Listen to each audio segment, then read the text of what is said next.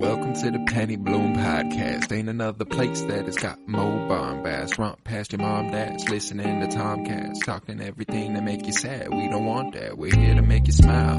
Put your mind at ease. Peace, love, and bloom, and always praise Keanu Reeves. This what we about. This some weeding now. We'll talk until we can't no more, and then we peacing out. Alright, let's go. Penny Bloom Podcast. It's the Penny Bloom Podcast. Penny Bloom Podcast. It's the Penny Bloom Podcast. Penny Bloom Podcast. Penny Bloom Podcast.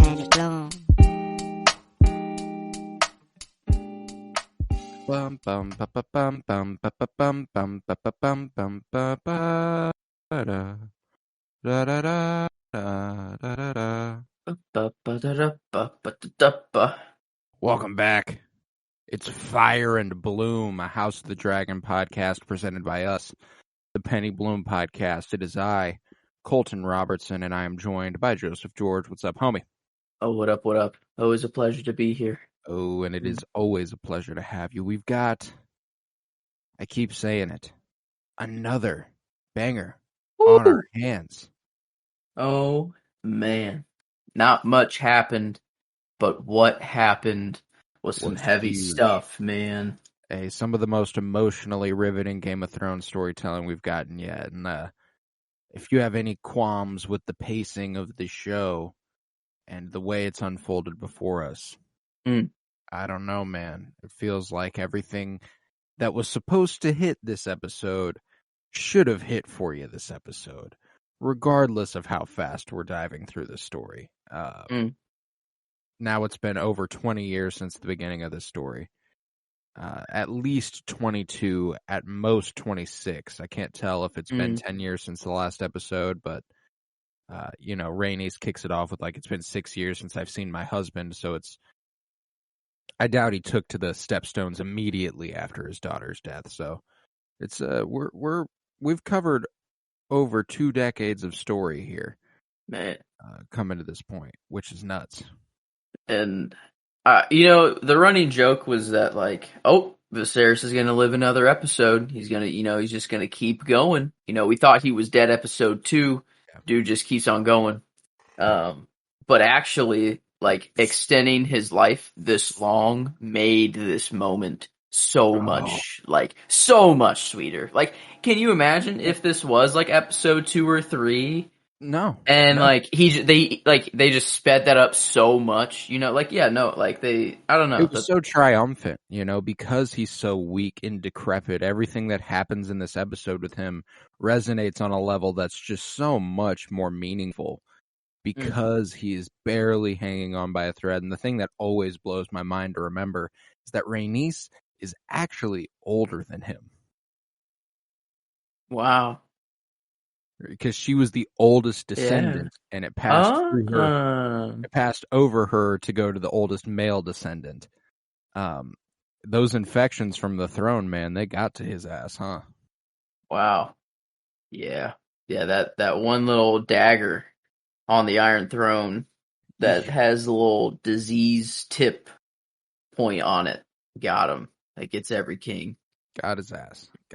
He's all Gus Fring and Breaking Bad. He's all Harvey Dent and The Dark Knight. Man, yeah, it's rough. That's rough. It's rough. He's not looking good. But are you ready for a scene by scene breakdown of this episode here? Let's get into it. The Lord of the Tides. What an episode it was.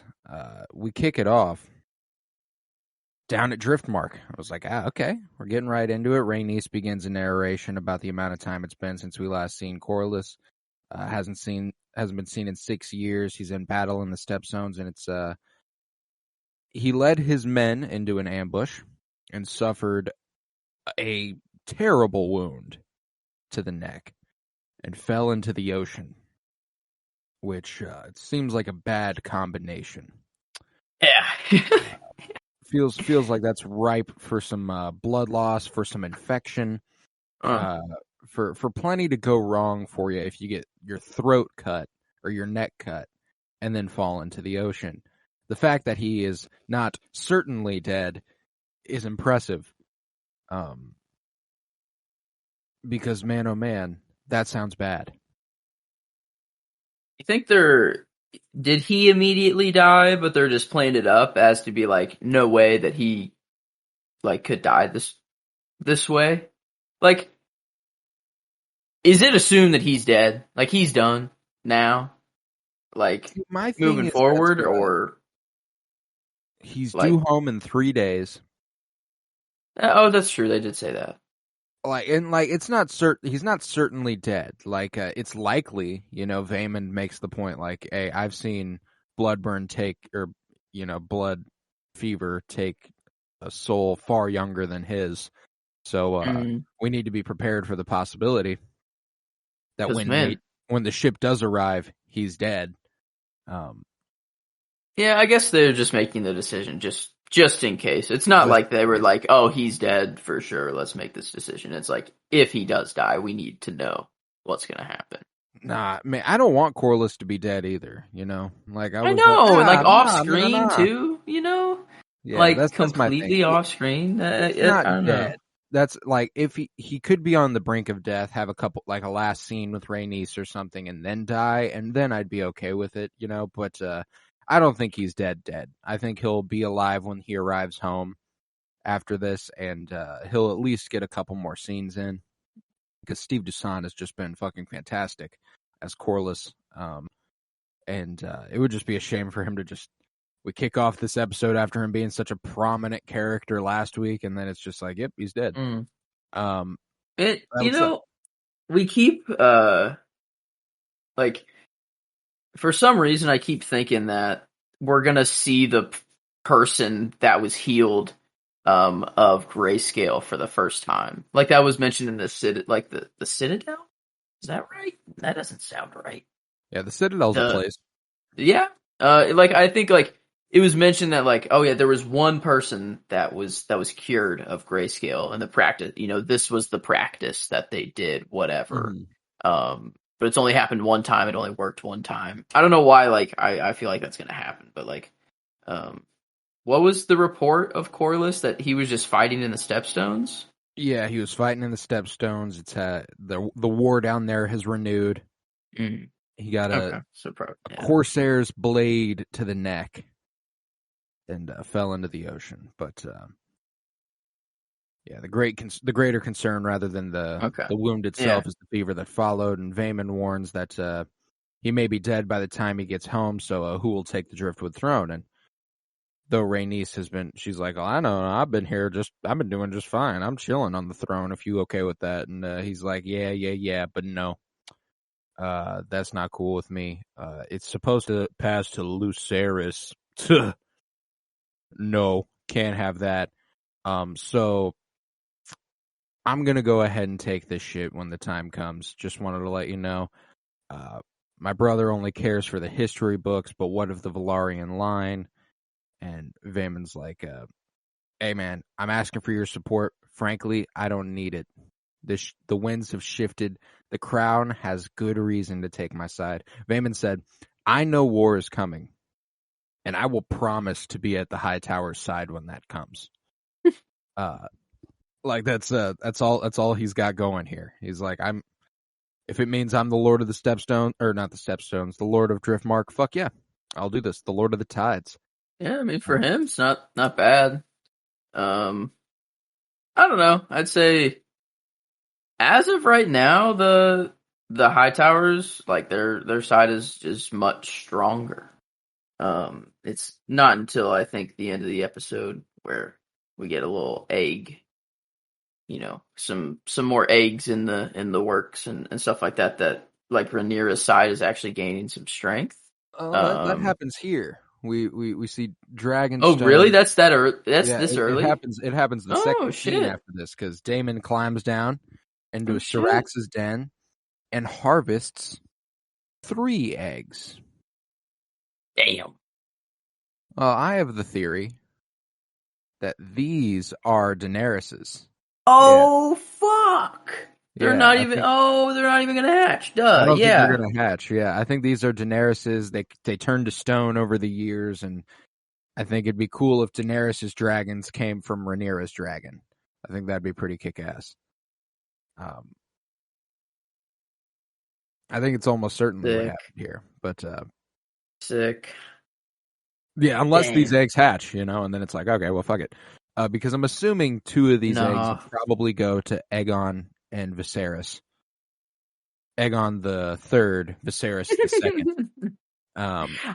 Dude, didn't we call it that the kid was going to be named Aegon? We were like, Yeah, oh, yeah. that's Aegon. Like, instantly? Oh, yeah, that. Gotta love that. I don't I know love that. that. I love that. Well, it's just such a power move to name your kid Aegon. Because, like, if you're a Targaryen, it's like, well, he's the conqueror, Why Yeah. wouldn't I name him Aegon? And I like that they were like, yeah, we named our firstborn Aegon. We got our second one for you, Viserys. He was happy with it, though. Oh, yeah, he was. Now that is a name truly fit for a king. I was like, oh, man. No. Oh, dude, that shit broke my heart. But nevertheless, Daemon's real excited to have gotten these dragon eggs. He delivers them, hands them off to the dragon minders, and they give him a note from his daughter Baela that's just arrived from Driftmark. And inside the house, Rhaenyra, who is again pregnant, checks in on Jacaerys during his High Valyrian lesson. And yeah, I'm seeing this and I'm like, cool, that's Aegon in her belly. I guess they didn't have a kid right away. And then, this is the third kid she's pregnant with. Which Damn. Is, with Daemon. So that's they've been busy. But Daemon interrupts the lesson to share what he's learned from the letter. Vaemond is going to call Rhaenyra's kid's legitimacy into question. And they've got to head to King's Landing to deal with it. But that scene where Jacaerys is like, a king should be able to honor his forebears, and she's like, well, unless you plan on unseating your own mother, you got plenty of time. Okay, fucko, go ahead and study all you want. You got plenty of time, buddy. I thought that shit was funny. I will say, if there's any episode where I can get enjoying Daemon and Rhaenyra as a couple, it's this one. Yeah.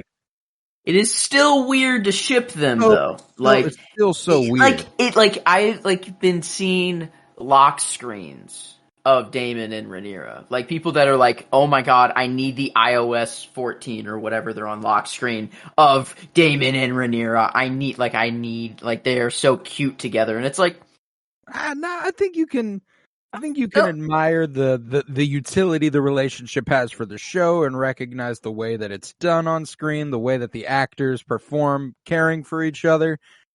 But to be like, oh, they're the cutest couple in Westeros. I don't know. I can't do it, man. I can't. Like, for the love of God, Laenor and Carl are right there. That's the cutest couple in Westeros for my money. Literally faked a man's death to go live together. Damn, that's true. Some real ones. But nevertheless, they arrive to King's Landing. Some time passes again because she hops out this carriage and her baby bump is a lot bigger. It's like, yep, took some time to travel down here. We're not going to do the Game of Thrones thing where we take a whole fucking episode for that to happen. So we're here now. Baby bump's bigger. And they arrive to see firsthand that Viserys is alive still, bedridden and not there mentally.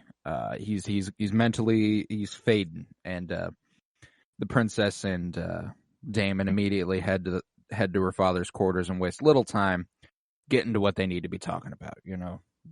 And this was one of the cool moments for Daemon. These are not his kids that he's vouching for, technically. The way he's like, brother, listen to me. You are to affirm your position for Lucerys to be Corlys's successor because we can't have it any other way. And I love the way Matt Smith played this scene. Like, he has a tough time looking at his brother. He's struggling. He is. The performances in this episode were fucking brilliant. Yeah. Because they were just so, it was all mostly pretty subtle. Like last week we had the Alicent freak out. So it was like, obviously she had a big moment, a big swing to take, Olivia Cook. This was all just pretty low key stuff that was just everyone talking in rooms, and the way Matt Smith plays this entire fucking episode is brilliant. But this was just one of the small scenes that landed really, really well. Whenever they walked into Viserys' room at first, he built so much more of his Lego set. Dude has been hard at work. Yeah. He hasn't been doing any of it. I mean, he's just been like giving him the plans, whatever. Well, but like, I took it as he expanded it as much as he could when he could.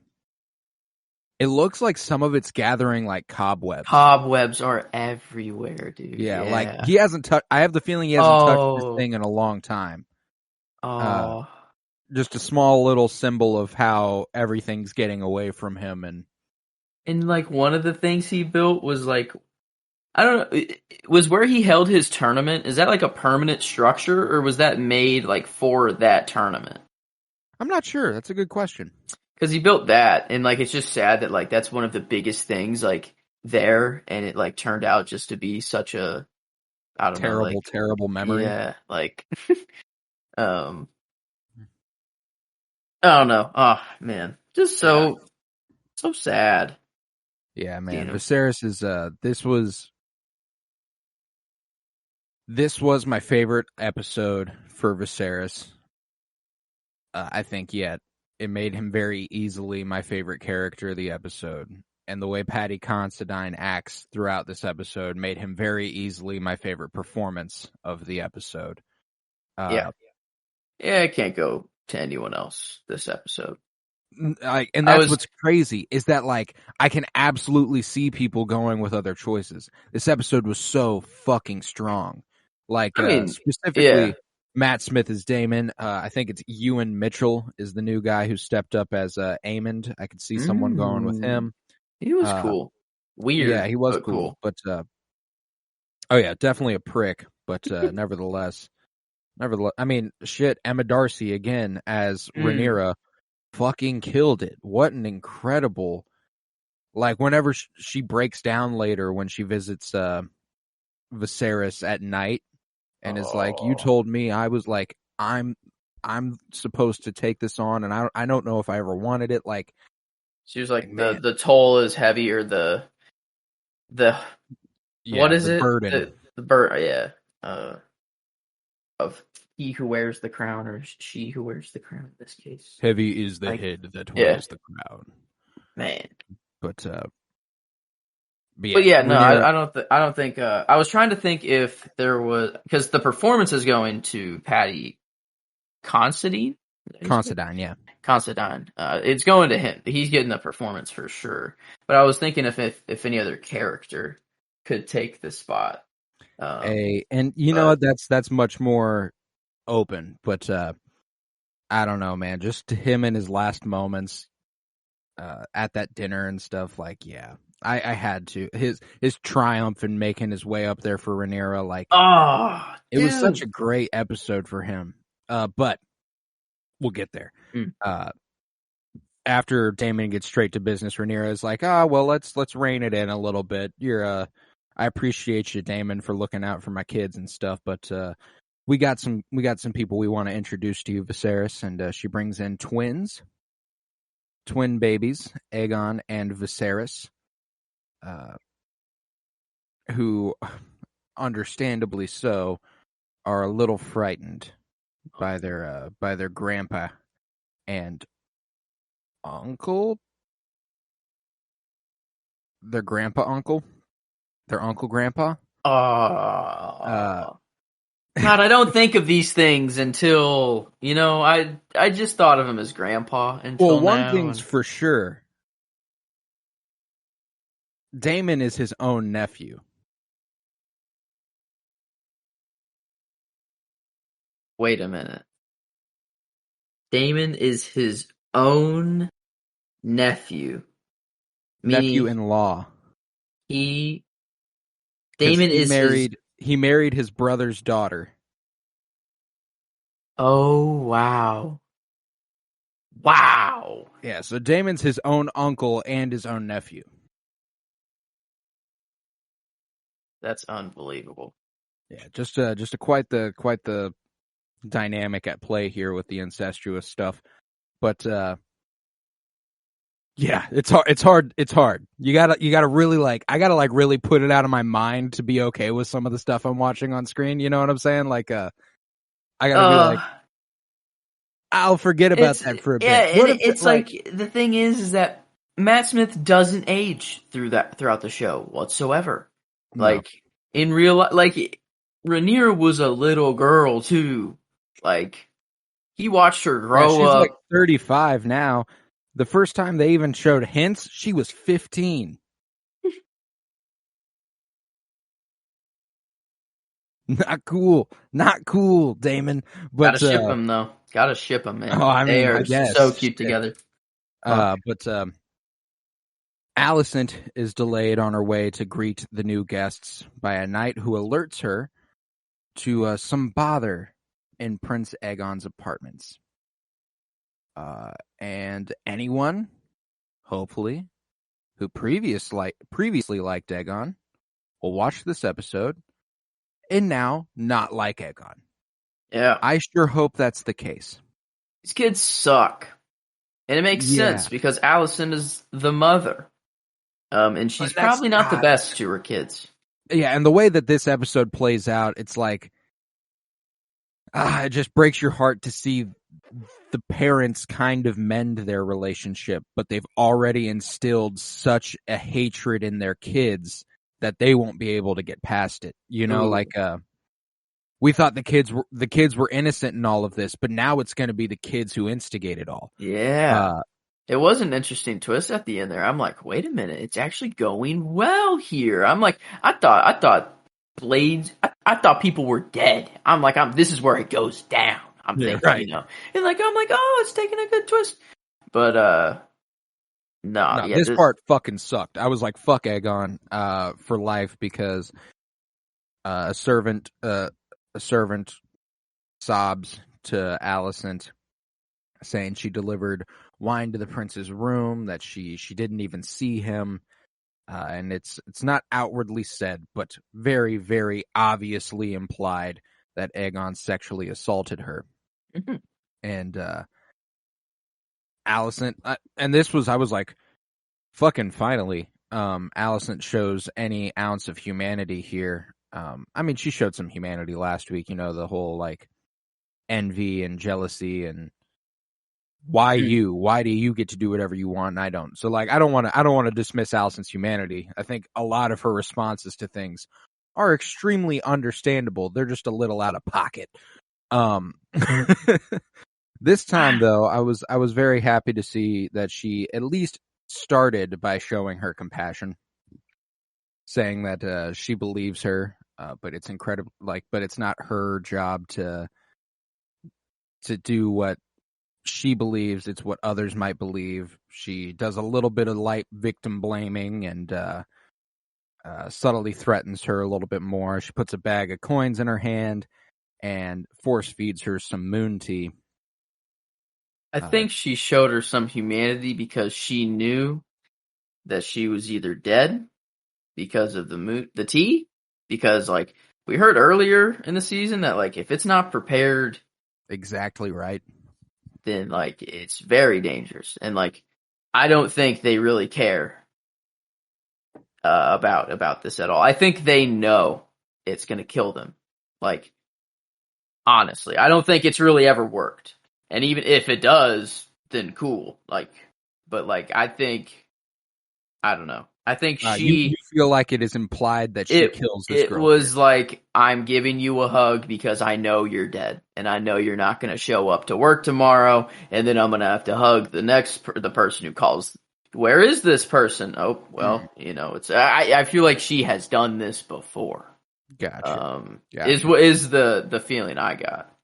I see. Maybe not initially, but near the end. Whenever it starts to take on a darker here's some tone. gold.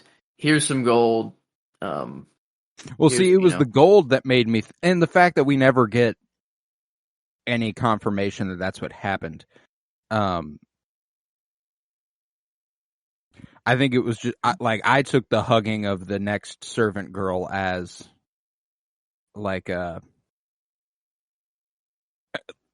I'm so sorry that you have to put up with this little fucker. Oh, I thought it was like she's not here with she's us not any coming longer. back. Yeah, I see. I didn't think about that. Yeah, I thought it was just. No, like obviously the thought occurred to me, like, oh no, is she about to kill this girl?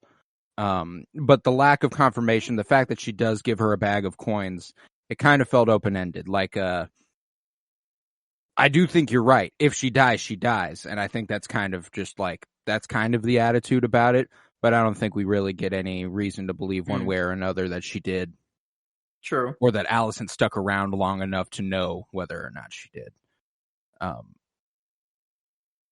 But nevertheless, she then marches straight to Aegon's room to scream at him, pull him out of bed, slap him in the fucking face, just tell him how much of a disgrace he is, the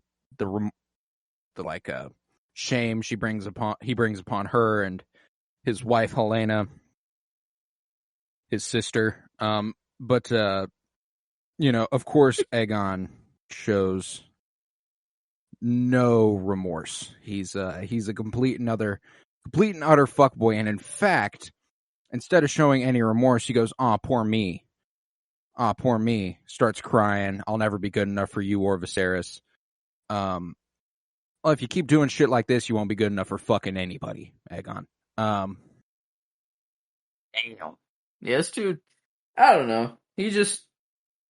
I don't think he wants the crown, and he's just like, I don't know. He was just kind of pushed into it. He is a piece of shit. I'm not trying to defend him, really. Oh no, but there is something to the idea that his parentage, they've influenced Aegon and Aemond in a way that's very, very profound. I mean, like, a mother who we've seen her on multiple times slap them across the face. We've seen that Viserys in this episode and in previous treats Rhaenyra as his only child. Yeah. Viserys is non-existent as a father for them. Does not think of Aegon or Aemond as his kids. Nope. Or Helena. Doesn't think of any of them as his kids. And I mean, like, so, and again, not defending him because Aegon's a complete and utter fuckboy. And this, no matter how you were raised, is completely and utterly disgusting. But yeah, like the like whenever he starts to cry a little and stands up and is like, "Oh, but I'll never be good enough for you." Like, that's the part I'm like, okay, well, it's like, I think that's true. I don't think he'll ever be good enough for Viserys or Alicent because he's not good enough. Yeah. Straight up, that's literally why he feels that way, is because he isn't good enough. No, your feelings are not misplaced there, Aegon. You're absolutely right. He's not a dreamer, you could say. He wasn't blessed with the dream. Not one bit. Dream gene. I don't know. Power. Dream. I don't know what to call it. The dream gene. I kind of like that. But Alicent finally makes her way to say hi to Rhaenyra and Daemon, and whenever she walks in and starts talking, again, Matt Smith is just fucking amazing. I love this dude's she starts talking and the way he just like rubs his eyebrow like, oh my God, I can't stand this bitch. She's like, "We're honored to have you here at the Capitol, da-da-da-da." And he's like, "Not enough to fucking greet us on our arrival, so clearly we weren't gone long enough." When she's like, "Well, we've been keeping his seat. We've been helping him rule the kingdom," and he's like, "Oh yeah? How do you interpret Viserys' will? Fucking wheezes?"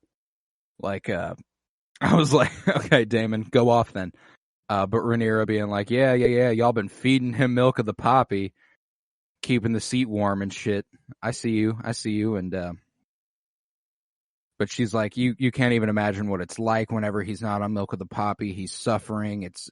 He's nearly blind in pain. It's unimaginable, and they're it's not it's not looking good for Viserys. Is the conclusion here, and they cover it up in like this religious, like they're like, oh, because of the light of the seven, we rule through the light of the seven. Like they cover it up with some religious ploy to make it seem like they do right, but God, it's so icky the way they go about things. Fuck the High Towers, dude. Yeah, like, and even changing the logos in the castle, like doing everything. They still have the Targaryen banners up and stuff. They haven't like fully gone, high tower banners or anything. 7-pointed stars everywhere. It's they're going religious fanaticism here. They're like, yep, you know what? This is how we'll get away with everything. But yeah, they're clearly ruling in Viserys' stead. Even Vaemond said it earlier, I think. Like, there's not a king ruling Westeros. There's a queen ruling Westeros. Regarding Alicent, and they'll be the ones ruling on Lucerys' claim to Driftmark the next day. So, well, that's good. Guess we know how that's going to go. And at least we thought. And Jason and Luke make their way down to the training yard. Some nice old memories. Getting a little nostalgia in. And they're walking around, and I like Jace a lot. He's proving to be a pretty honorable young man, so far. It's older. Jace older, Luke younger. Jace. Yeah. I gotta keep Luke that down. Yeah. No, he is. Yeah. He keeps being a pretty solid guy, they're he's like, oh, come on, Luke, what are you, a little pussy? Come on now, buddy. I thought that was cute. Luke was like, oh, but people are staring. They know. It was just cute as fuck because I just like to see them at least with a sense of normalcy a little bit, because it doesn't feel like they've gotten a lot of chances to be normal. But here they see a nice blonde head of hair with an eye patch battling Sir Criston Cole in a spar, and ultimately gets the best of Sir Criston Cole. I was like, fuck yeah, throat slash this dude. Yeah. Someone just kill Criston Cole already, please. You know what would be even better is if he just faded into nothing in this story. Like he just didn't mean anything. Not even a death, not anything. Not even a death. Actually, he doesn't nothing. Get anything. He just fades into the background. No longer important. Did someone replace him? Someone was wearing some Kingsguard armor that resembled Criston's pretty heavily, but I don't know if that was just the Kingsguard's armor, or because he is still training with Aemond. True. So he's got some degree of importance, I think. But I'm looking at Jason Luke here, and their hair is noticeably different colors. Luke's is very much darker and full and thick. And I wonder, I don't know, because initially when they were younger, Jacaerys had curlier hair, right? Or was it the other way around? It was still the other way around. Like Luke had curlier hair than Jace, but Jace is, and I think this is just a result of the actor change. His hair does look a lot thinner now than his hair did when he was a young guy. Like he did have a larger, his hair when he was younger looks more like Luke's does now. You know what I'm saying? Reason I'm bringing it up is I'm wondering if they're playing into the fact that Criston is the father of one, and then what's his first name? Harwin? Harwin is the father of the other, and then Joffrey is probably definitely Harwin. Definitely Harwin. But at the very least, Luke and Joffrey are definitely Harwins, and I'm fairly certain Jace is too. But because I think there was a gap between Criston and I don't think it was 9 months between Criston and Rhaenyra. That's fair. Yeah. Jace being born. Okay, fair. But nevertheless, Aemon bests Sir Criston Cole in some combat here. When he turns around, they realize it's Aemon, and they look at each other like, "Oh fuck!" Like, pretty clear nobody want to fuck with Aemon over the course of this episode.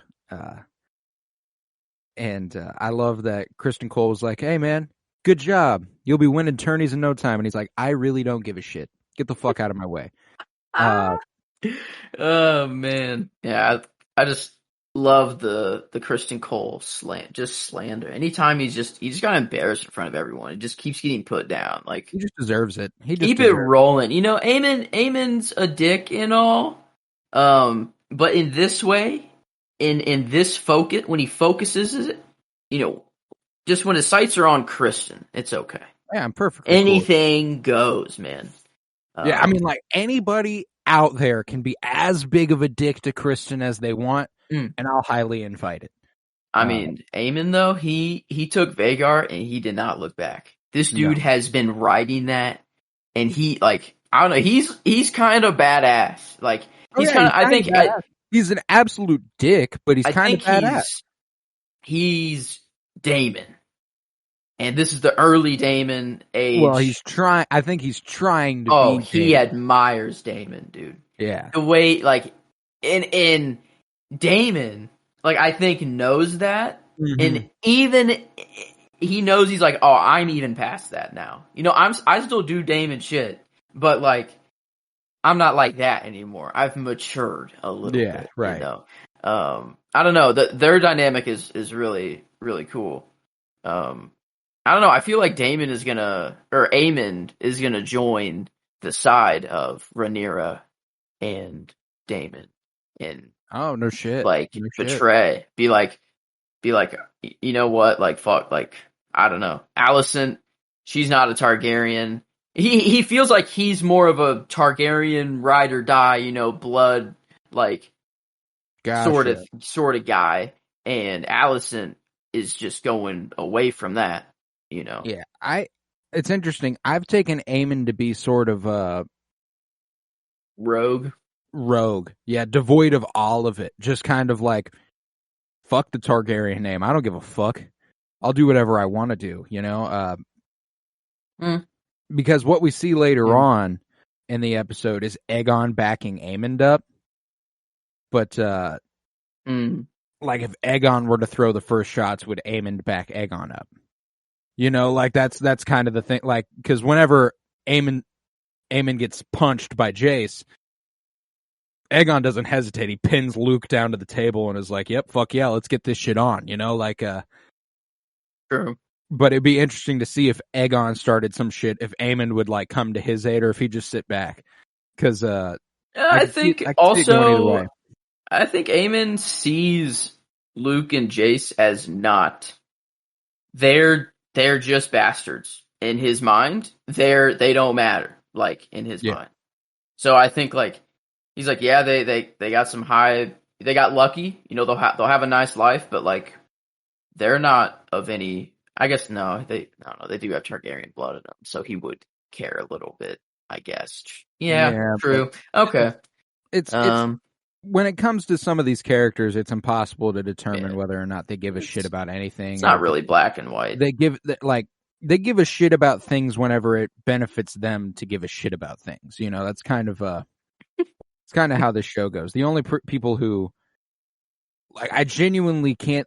If someone doesn't really care what happens, they are the least problematic person in the show. You know, if they are truly laid back. What's to give a fuck about? Then like I don't know, like you're fine by me, you know. I think that's like one of the cool things about Rhaenys is that like she just kind of tries to field things as they come. Yeah, that's what I was gonna say. I was gonna say who is the most laid back character, and my mind instantly went to Rhaenys. Like it's Rhaenys, and it's not even close. Is there anyone else? Is kind of where my mind went. Is like okay, yeah, she's chill as fuck. Is there anyone else? Is that it was Laenor. It was Rhaenys. It was Lady Lena. Like I think that all that made sense. But nevertheless, we cut to the werewood where Rhaenyra finds Rhaenys, speaking of. And they play a nice little game of, oh, I loved your son, and I did not order his death, nor was I complicit in it. I swear this to you, mostly because he's not dead, at least not as far as I know. It's been a while. Doesn't really make... Is it strategic for Rhaenyra to actually, like, not be like, hey, your son is alive? You know? Like, why not tell her? I think it's simply that her and Rhaenys have never clicked particularly. She's in a spot where it's kind of hard to trust anybody around her. And like this very scene shows that Rhaenys is willing to, she knows what's probably best, but she's willing to fend for herself if she needs to. That's what the whole point of this scene is. So if it ends up benefiting her to be like, they faked Laenor's death. What now? That makes their children illegitimate. That makes everything here illegitimate. Like she could put that in her pocket and just hold on to it until it benefits her the most. So I think it is smart to not tell her because they're not exactly on the best of terms. That's true. Because I was thinking of it in the way of like she's, making another desperate play, being like, hey, I need, this marriage, now, let's link our families. Let's do this, please. And then I think it'd be like the cherry on top, be like, hey, let's do this. Also, your son's alive, living the life that he wants. By the way, I can see that happening once they're betrothed, like once their kids are married and once everything's all set in stone. It's like, hey, now it does not benefit you to betray me. Like now you have to be on my side. So let me let you know this. Like, so I think once these bonds are like officially put into place, then she'd be able to tell her. I, however, don't know that she ever will now. I think that's kind of just a secret they lock away, throw away the key, probably never hear about it again. Like, do you think his character ever comes back? I can see him coming back in like season 2, like in like some mysterious way, like he like resurfaces and they're like, oh, Laenor. Like he's a faceless man. Oh, that'd be because he had to keep shaving his head, and he's like, "Fuck it, I don't want to keep shaving my head all the damn time." So he just need to head up to Lavos, head to the House of Black and White, and figure my shit out. He's what happened to Jakar or whatever the main dude. He is That's him. They're immortal somehow too, and they just live forever. I don't know. Fuck it. Exactly. But now where's Sea Smoke? Where's Laenor's dragon? What happened to him? Oh, he did have a dragon. Yeah. Did he just take it? No, because he rode away on a fucking boat. Is it just down like in a dragon pit? In a pit, yeah. Who knows? But nevertheless, Rhaenyra makes her an offer she can't refuse eventually, but for now she will. Back Luke's claim, betrothed Laena's children to hers, aka the first cousins. God damn it! But you just can't escape it, man. Yeah, it's too. It's all there now. Like we're not escaping this. The rest of House of the Dragon, but Baela will be queen of the Seven Kingdoms, and her sons will be the heirs to the throne. And Rhaenys warns Rhaenyra that the following day the High Towers will land their first blow. They will force you to your knees. And I have to stand for myself, like I have to look out for my family, so appreciate the offer and all, but with the High Towers in charge, it's not a safe move. Completely understandable too. I was like, all right, do you fair Rhaenys? enough? Like you don't owe anybody shit, Rhaenys. You've gone through enough. I'm good.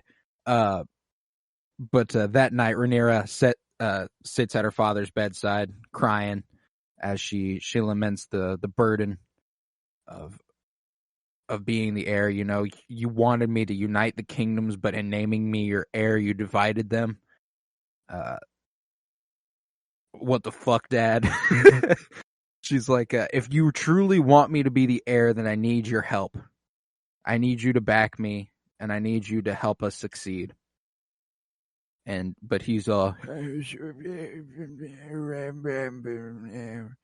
Rough. and she just cries even harder, and it's like, oh fuck, man. Yeah, Emma Darcy fucking killed this scene. They were incredible. Like, oh my god, this I show. cried so many times this episode, dude. Oh, dude, and that's what let me know. You know, like, there hasn't been, like, whenever I've said I've cried in earlier episodes, it's been like a tear came to the eye. I didn't like. It was like, yeah, they well up. They don't come down though. You know, like when Lena died, that was like the closest. You know, that was just like, oh god, oh god, yeah. This is just dark. Harwin died. It's like, I loved Harwin, but shit. It was gonna happen. You knew Harwin was dead. You know, like as soon as it was like, okay, yeah, he's the dad. Bye. Just this whole episode hit in all the right places, and yeah, I was sniffling. I was wiping. I was, using the shirt to get the tears off. You know, I was. It was, man. It just so it felt just, I don't know, effortless. Like nothing was really happening. Like, I don't know. Well, okay. Obviously they knew that it was going to be an emotional moment, but it was just like, it was in the most mundane of times that I would just start crying. Like it would just be like, oh, like this is it was just finally, there's something about it that I can't even find the word for at some points where it's just like, yeah, this sucks. There's a general sadness about what's happening here, and war's looming. Viserys is about to die. His family's divided. You know, like he's not, like, it's just real sad out here. And like even Emily, who basically never, my girlfriend, never forgave Viserys for episode 1. Ever since episode 1, and I was like, understandably so. She was like, you know, after like the making Emma attempt to have kids over and over and over, even though it literally only worked once. And 5 failed pregnancies, one that resulted in her death, not consulting her about it. I was like, 100% understand that.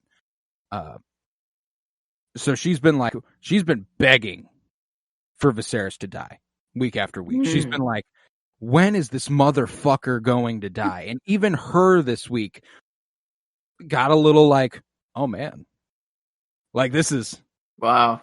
This is heavy. Like this is hitting, and it's like they just knew exactly what to do with that character and what to do with that arc over the course of this first season.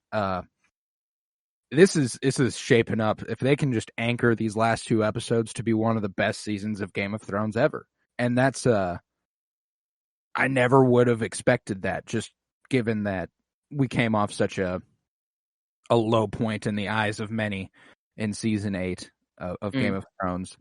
I don't know. It's like a normal season of Game of Thrones. You get like 3-4 episodes that hit hard. You know, it seems that you get like 3 or 4 bangers, and then all the rest are good. It's still Game of Thrones television. You know, it's great. But like this is just like, it's week after week, every episode haymakers, just, bro. Like it's getting better too. Like, yeah, it just continuously ups its game. But the next morning, we see Viserys getting tended to, and he's real nasty, very, very covered in sores. He's like, I'd like to have supper. And Otto's like, it's the morning, Your Grace. And he's like, fucking A, I know. I mean tonight, asshole. And I was like, Jesus, Otto, come on, man. I know he looks bad, but you didn't pump him full of milk of the poppy this morning. He's fine. Well, and that's another thing this episode continuously proved, is that when he's not being pumped full of milk of the poppy, he might be in pain, but his brain is seemingly fine. Yeah. Like, he's cool. He has the ability to operate and Yeah, govern. they're completely lying. Like maybe I mean they not 100%. He's in He's in pain. terrible Like pain. he's You know, in he sits pain, up. and He's not even moving. He's just sitting there here, and he's going, yeah. But I guarantee the Hightowers didn't let it happen for a while and try to let him be in pain to lead. I think they were like, oh, we can just pump you full of milk with a poppy and lead ourselves. Okay, let's do that right now. But I loved Viserys here, him being like, you know, my family's in the same place all at the same time for the first time in forever. I'd like to have dinner with them. And it's just so sad anytime he makes a request like this, because you know he's like, I'm gonna die soon. Like I need my family together one last time. I need to see all the people I care about in the same room. I need to try and mend the rifts that have formed over the ages. But later on, in the throne room, Otto presides over the petitions for Corlys' seat. And he's like, and obviously, we're going to hope that Corlys doesn't die. Yeah, but in the meantime, I'll be operating with the king's word on all matters, specifically this one. Let me plop my ass down on this iron throne. He's going to get sick and die. Cool. Poked him in the butt. Yep, poked him in the butt. Little butt poke, but Vaemond goes first, bringing up his true, unimpeachable blood of the House Velaryon. And Rhaenyra's like, what you mean by that? My kids are the true, unimpeachable blood of the House Velaryon? I don't know what the fuck you talking about. And she could not say that with a straight face, though. She was struggling to say that. Like, it was tough. Like, it was hard to... like she couldn't even. I don't know. And then I don't know. What do you take that as? Like, is it that she knows? Well, I think it's just like this is not going her way. There's essentially no way that this hearing goes her way unless what happened. True. You know, like, and that she had no way of seeing that coming, given the state she saw Viserys in earlier. Like, yeah, this man's not okay. I'm fucked, you know? So she's like, I think it's just like I'll keep trying. Like, this could have been the doom of her son's legitimacy. True. Like, if this had passed to Vaemond, it immediately calls into question the succession of Rhaenyra's kids and even the succession of Rhaenyra. So it's kind of like everything's at stake here. It's just in the guise of only being about the Lord of the Tides. It's just like, we're going to make this about the seed of Driftmark, but the hearing here has impacts that ripple through to the larger, like, to ultimately the heir of the Seven Kingdoms. So like, it would just set a bad precedent if it doesn't go their way. So I think that's just kind of what she's prepared for. But when she objects, Alicent goes, you'll get your turn. Let Vaemond go. And she's like, okay. And Vaemond finishes up, and when it's time for Rhaenyra to make her formal speech, she steps up. And she begins her speech, and then the doors swing open. I was like, and like, what's funny is my first thought was like, I was just praying like Corlys bursted through these doors, like, hey, let's stop this shit right now. I'm just fine. Everybody go home. But I didn't even think about that. Yeah, because when this first started, I like looked at Emily and went, I just hope for the life of me Corlys just burst through these doors and is ready to set this all aside. Damn, that would have been nice. But I think we got an even more emotionally expectant moment because Viserys is there. The king of the Seven Kingdoms, Viserys Targaryen.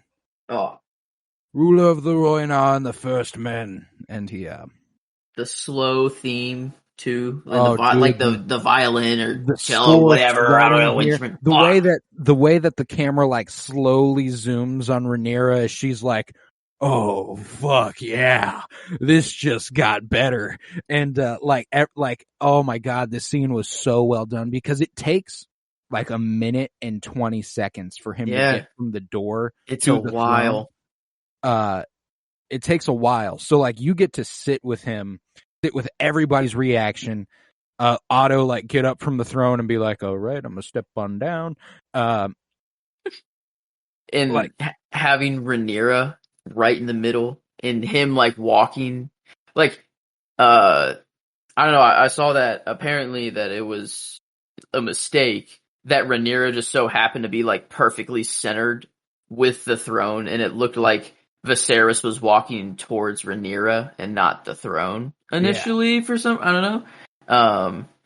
And I heard like a lot of things in this scene happened on accident, and they just kind of like went with it. I don't know how true that is though. Like, well, I mean, like I saw the, you know, whenever the crown falls off his head, it wasn't intentioned, and Matt Smith just took it upon himself to go, "Oh, this is a perfect moment for Daemon to do some cool shit." So like and that was according to Entertainment Weekly. So like, oh, okay. So like it got reported on by someone working on the show. Like that was not like rumor has it. No, like they said that. That's cool. But yeah, like this whole, as soon as he walks through the door, and you know he can hardly walk, but he can't be helped because you can't look that weak. You know, you can look weak, but to present himself with the strength to carry himself like this, it's admirable, you know. And the fact that it's all for Rhaenyra just made it all the better. You know, that's the kid he rides or dies for. That's his quote only child. Yeah, we say dripping true. Coming out with the mask. Yeah, that mask is flames. The Phantom of the Opera, the whole fit, dude. Oh yeah, he's looking spicy. Yeah, he's like, this is my last public appearance, probably. I gotta. Yeah. Oh, this is the last time he sits on the throne. Oh yeah. You know what? He might not be dead.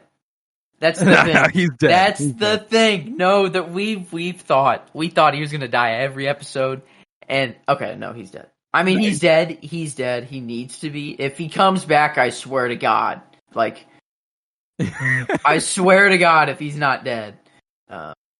But. Oh yeah, he has to be. He has to be. He's dead. It's those last moments, the last breath, my love. You know, he sees Emma. He's going towards the light. You know, that's what happened there.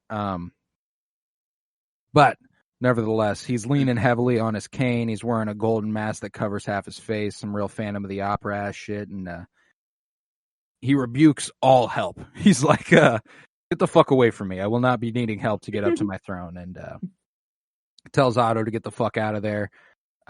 I will sit to the throne today, he says. And I was like, fuck yes. Finally.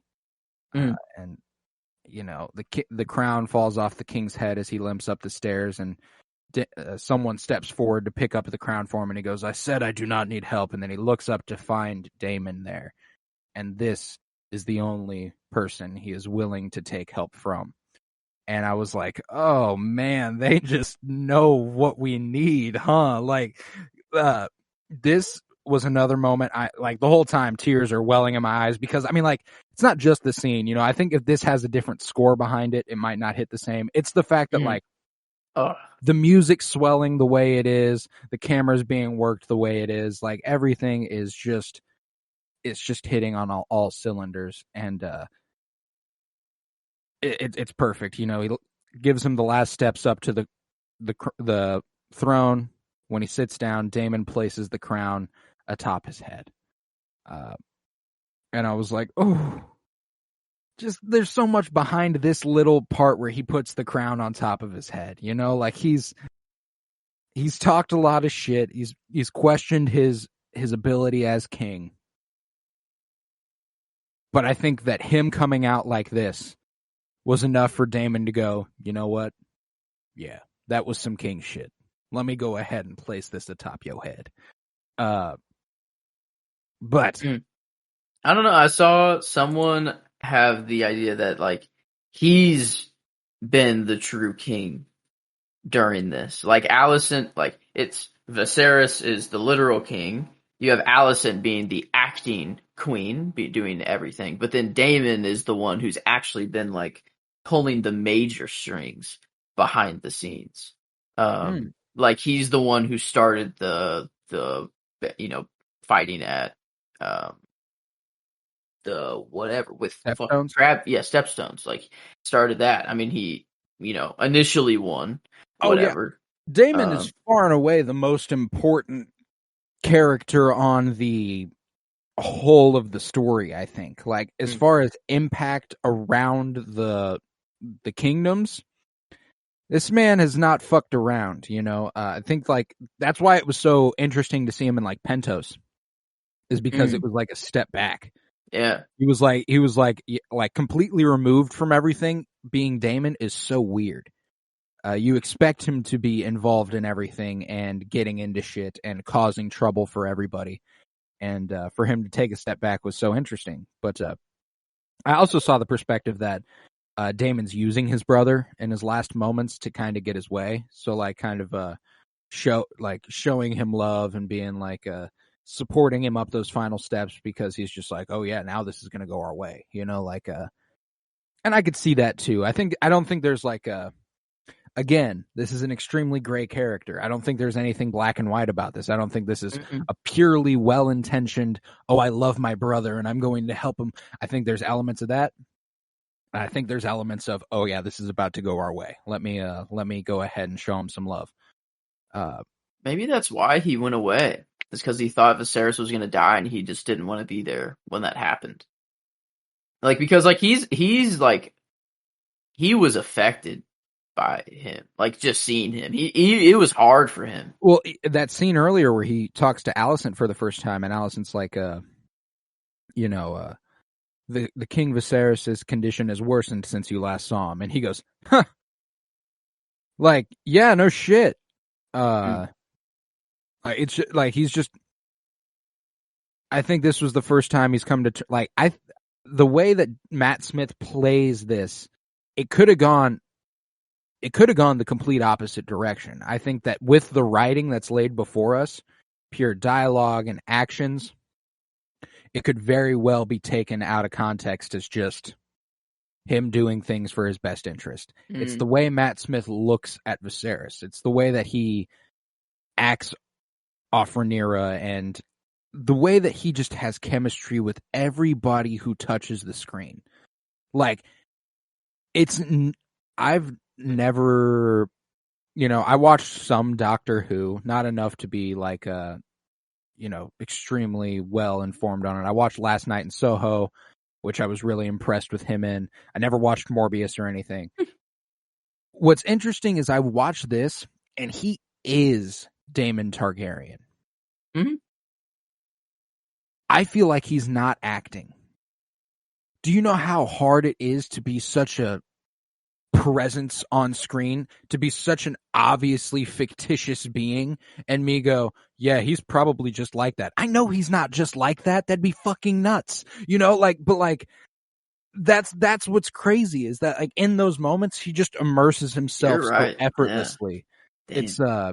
It's absurd, but it's the way he just like presents himself. It's the way he stands. It's everything. It's when he was just sitting in the fucking chair next to Rhaenyra when Alicent came in earlier, and he just like the way, like, even when Rhaenyra and Alicent are the only ones talking, he's not even like a part of the scene. The second time I watched it, I paid attention to him because it's his body language. He's so fucking good as Daemon Targaryen, but the amount of Emmys this show is going to get is nuts. Yeah.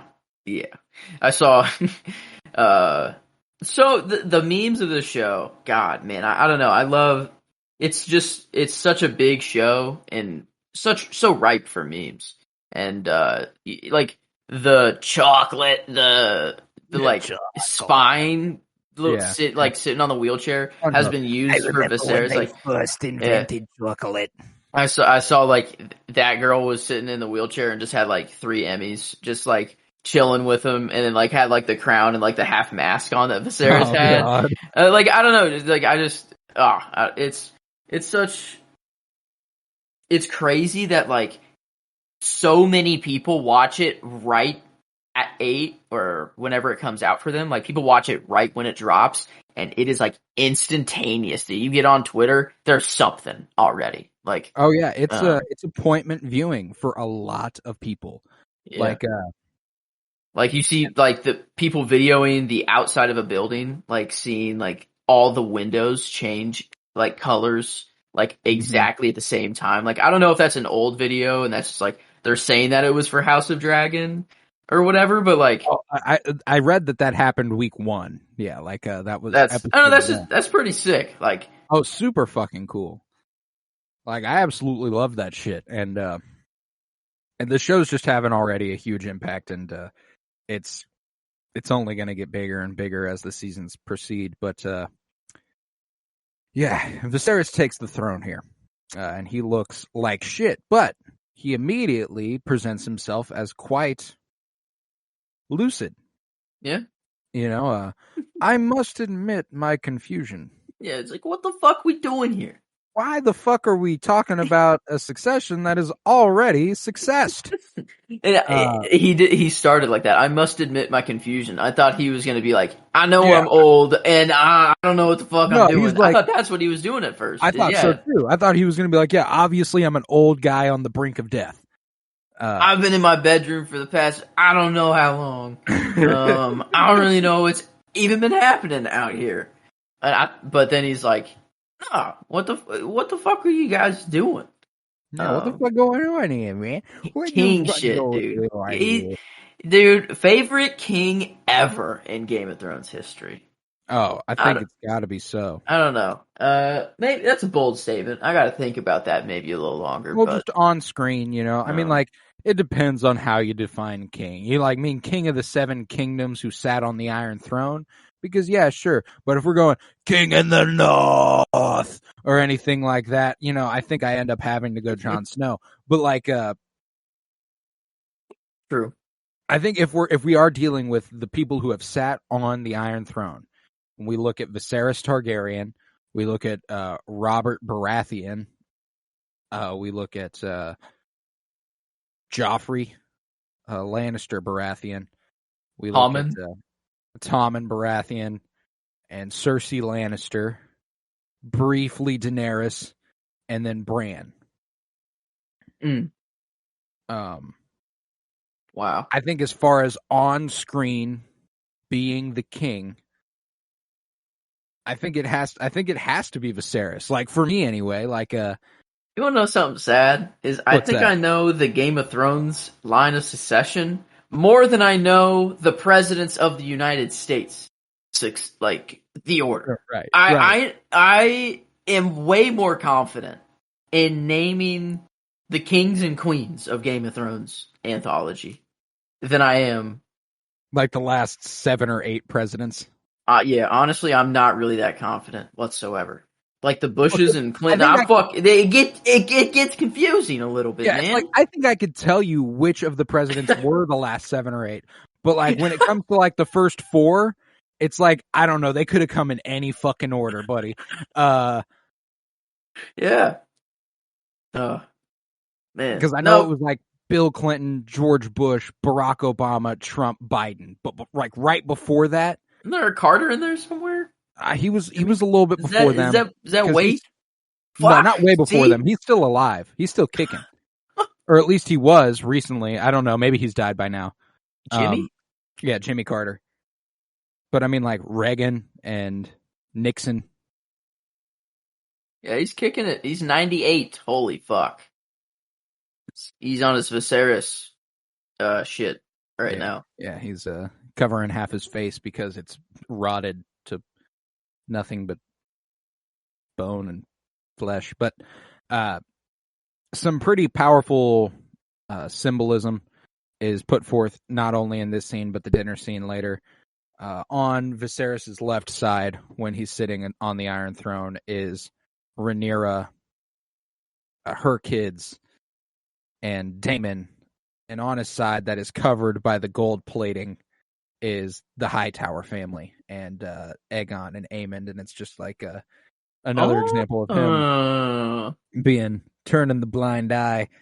seeing what he wants. Underneath all the pretty outside gold is the rotting away. It's damn eating away at him. Fuck. And later at the dinner, it's even more prevalent because it is literally Alicent. Whenever he does take the mask off, it is Alicent on the side that is rotting, and it is Rhaenyra on the side that is fine. And it's like, oh yeah, that's pretty. And it's, it's Daemon, Lucerys, Jacaerys, Baela, and Rhaena over here on this side, and then it's the rest of the fucking family on his right.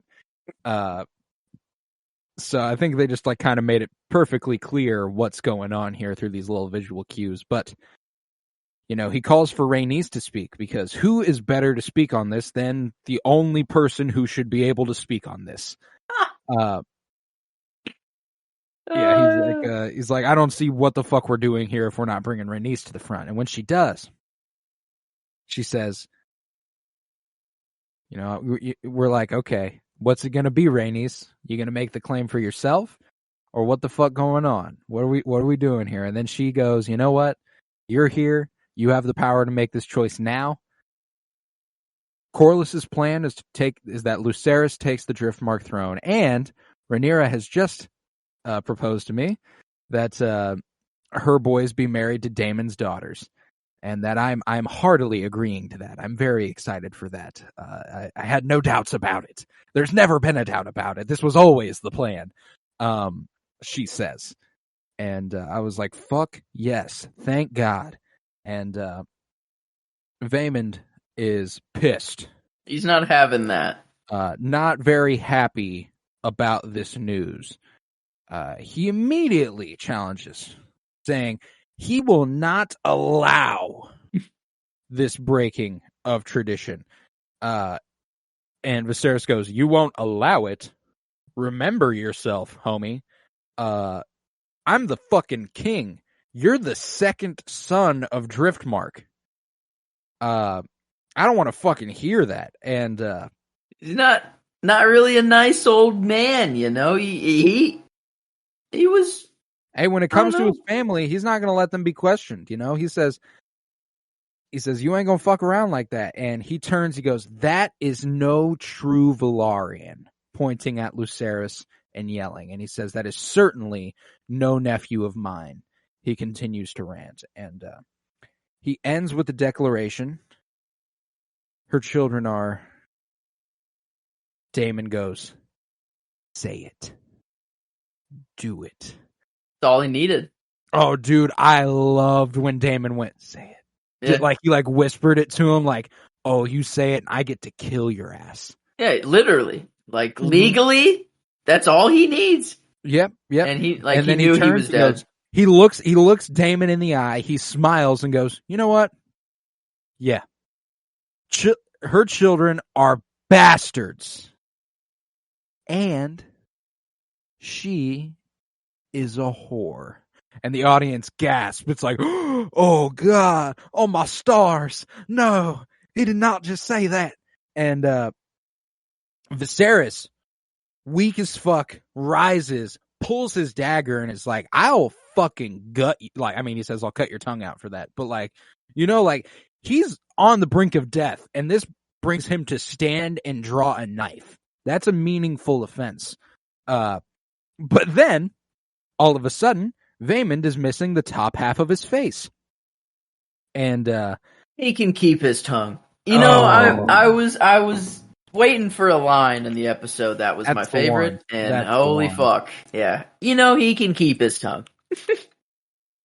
Daemon goes ahead and slices through him, says he can keep his tongue. And he stands there just real yeah, that's all I fucking needed. And fucking Otto, disarm him! And he's like, no need. Fucking chill the fuck out, Otto. What the fuck are you on here? Yeah. I was like, Otto, chill the fuck out. You're the hand of the king. Back the fuck off. You knew exactly what was going to happen. For some reason, that part of the episode pissed me the fuck off. I was like, Otto, back the fuck off right now.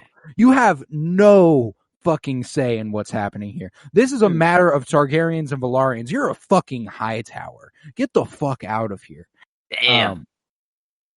It just You're pissed right. me off. But yeah, this was pretty epic. It was a little bit too much for Viserys as he falls back onto the throne. He's like, Yeah, he got that adrenaline rush to get him standing up, and then it was all over, and he's like, "Oh shit, I forgot, I am dying." Fuck. Maesters. And it was fucking fantastic. He gets carted away by a knight and a maester, and it's like, all right, what a scene, what a scene. But Woo. despite all this, we cut over to Rhaenys in the coroner's office, essentially, with the top half of Vaemon's face sitting above his body. And you know, this was another line that I really, really liked. Oh, this might be the line, actually. Like the stranger doesn't give a fuck about me. I've looked at his face many times. He doesn't care if my eyes are open or closed. That was sick. Man, that was cold. Like, poor fucking Rhaenys, man. And like, here's the thing: is that this person, I mean, obviously means a little bit to her. It's her brother-in-law. But comparatively, now she's seemingly lost her son, her daughter. She's thinking her husband's dead, and now her brother-in-law is laying on a table before her with the top half of his face gone. She's just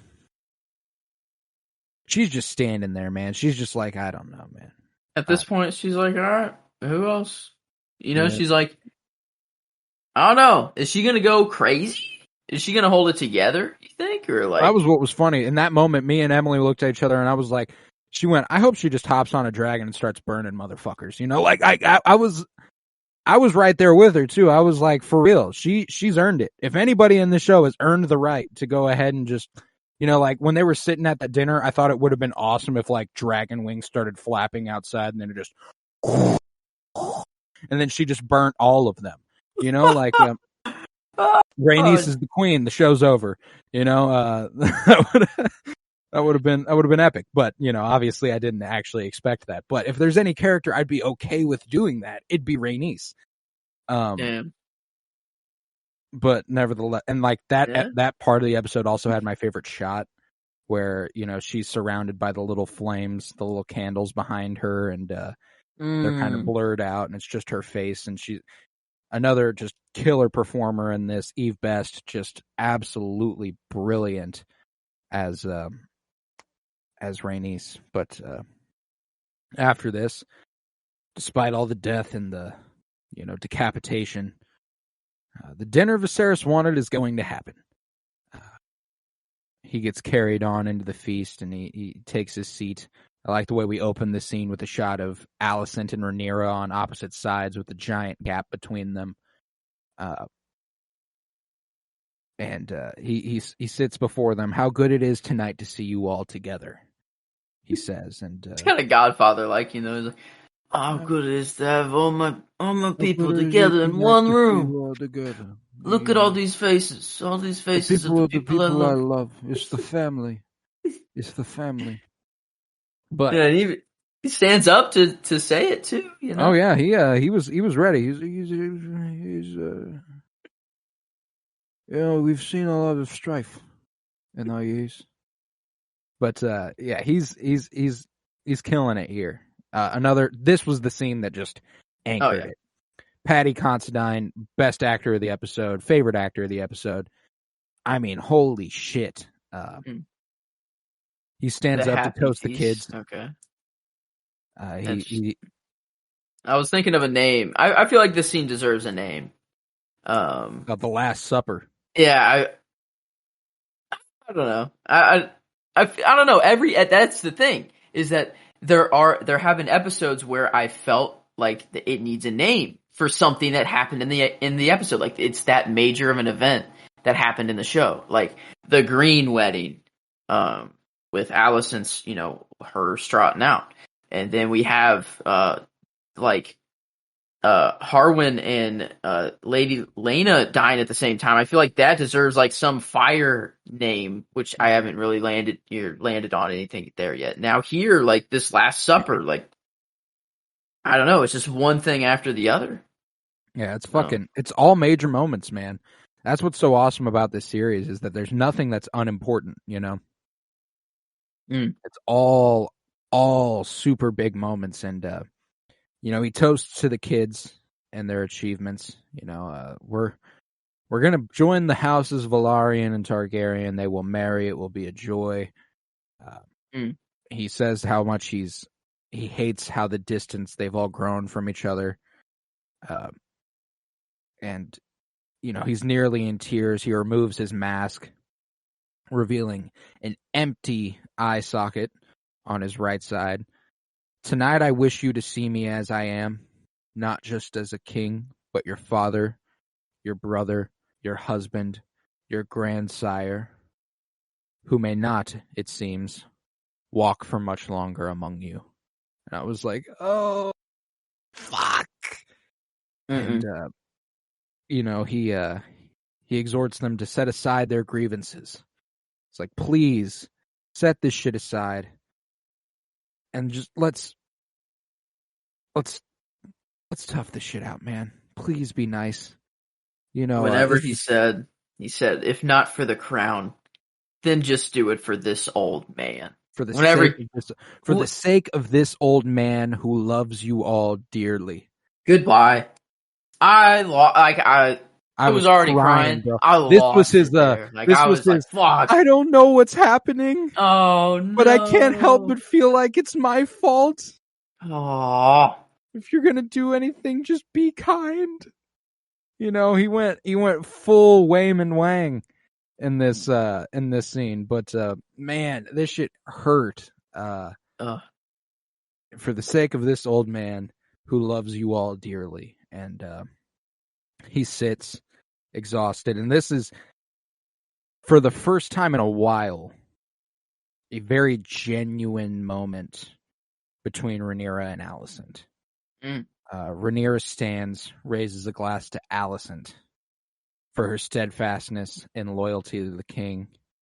She says she's sorry that the distance has grown between them, and when she sits, the queen is visibly moved. Like, very, very like, oh, fuck, thank you. Oh, how I've missed my best friend and potential lover. Man, they got some chemistry. Yeah. It's intense, but, she says that her and her former best friend have more in common than they sometimes admit. And she says she raises her cup to her and to her house and admits, you will make a fine queen. And I was like, oh,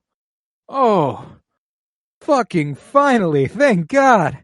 This is brilliant. I love every second of this. Everyone follows suit, lifting their goblets. It seems like we're all going to be very happy. We're all united. It's happy family time. And, all the while, Aegon's been whispering in Jaehaerys' ear, being like, oh, you're going to have sex soon. Do you know how it works? Do you know how to do that? And it's like, okay, fucking guy, how about you get the fuck out of this dude's face? Do you know how sex works? Clearly not. Yeah, Aegon, yeah, just sucks. Yeah, absolute dick. Absolute loser. Like, we were having such a good moment.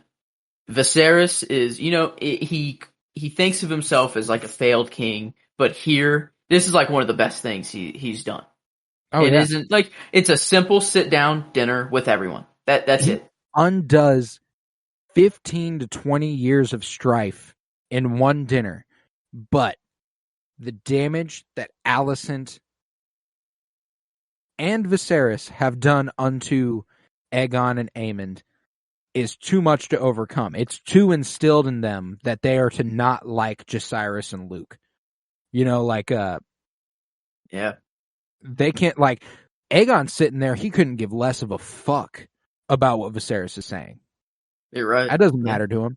The only people it resonates with are Rhaenyra and Alicent. Damon cares because it's related to Rhaenyra. Otto cares because it's related to Alicent. But even Otto is sitting here like, whenever she says, "You will make a fine queen," you can tell Otto didn't like that. Mm. You can tell Otto was like, okay. Are we so sure that it's Alicent versus Rhaenyra?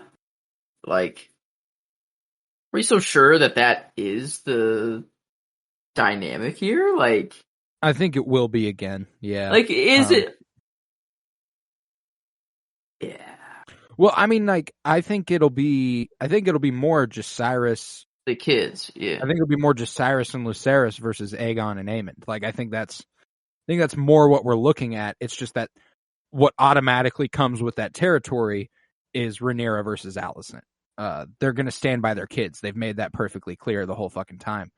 But I don't think it'll be because of them having beef anymore. Like, I think this truly was a making up, like I think they had a piece, the music starts, everybody's dancing, smiling, laughing. Viserys looks around, and this was another one that just like, oh. Right here, I was like, I hope he goes right here. Yeah.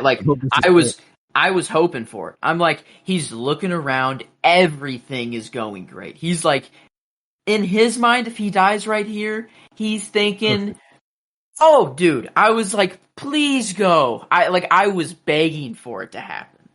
But I don't know. He nearly does, I think he was trying to, honestly. I think he was trying to.